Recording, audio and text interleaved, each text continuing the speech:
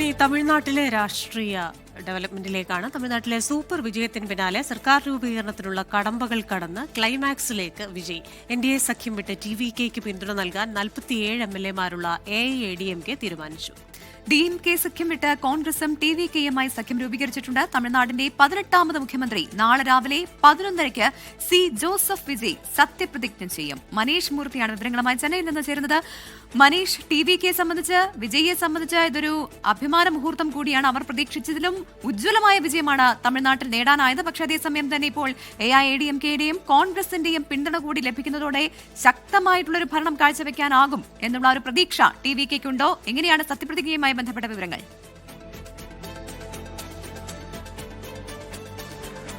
Pravitha, Christina, എന്തായാലും 47 MLA-മാർ പൂർണ്ണമായും, നിയുക്ത MLA-മാർ പൂർണ്ണമായും തന്നെ TVKയ്ക്ക് പിന്തുണ അറിയിക്കും എന്നുള്ളതാണ് നമുക്ക് ലഭിക്കുന്ന വിവരങ്ങൾ. അത് നേരത്തെ 40-ലധികം എന്നായിരുന്നു പറഞ്ഞിരുന്നത്. പക്ഷേ ആ ഒരു കൃത്യമായ കണക്കിലേക്ക് കൂടി ഇപ്പോൾ എത്തുന്നു എന്നുള്ളതാണ്. അണ്ണാ DMKയുടെ മുഴുവൻ നിയുക്ത MLA-മാരും കൃത്യമായി തന്നെ TVKയ്ക്ക് പിന്തുണ നൽകുന്നു എന്നുള്ളതാണ് ഏറ്റവും പ്രധാനപ്പെട്ട കാര്യം. അല്പസമയത്തിന് ശേഷം ഇതുമായി ബന്ധപ്പെട്ടുള്ള കത്ത് TVKയ്ക്ക് നൽകും എന്നുള്ളതാണ് നമുക്ക് മനസ്സിലാക്കാൻ സാധിക്കുന്നത്. നിരവധി നിയുക്ത MLA-മാർ ഇപ്പോൾ ഇതിനകം തന്നെ ഞാനുള്ളത്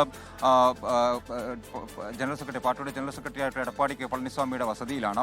ഇവിടെ നിരവധിയായിട്ടുള്ള MLA-മാർ ഇപ്പോൾ ഇതിനകം തന്നെ ഇവിടെ വന്ന് അദ്ദേഹത്തെ സന്ദർശിച്ച് കാര്യങ്ങൾ ബോധ്യപ്പെട്ട് മടങ്ങിയിട്ടുണ്ട്. എന്തായാലും ആ ഒരു തീരുമാനത്തിലേക്ക് എന്തായാലും അണ്ണാ DMK എത്തിയിരിക്കുന്നു എന്നുള്ളതാണ് ഏറ്റവും പ്രധാനപ്പെട്ട കാര്യം.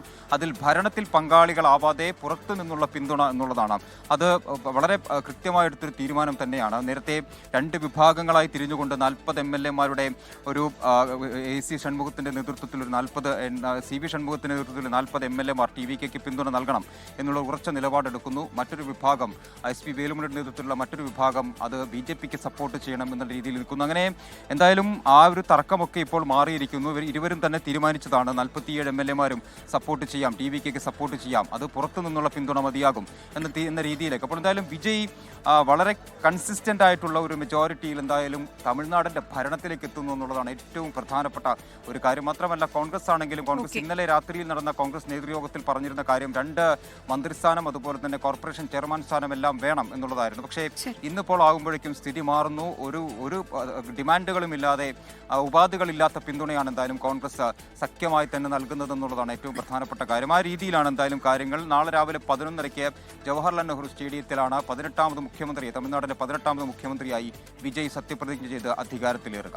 ക്രിസ്റ്റീന, പ്രവിത.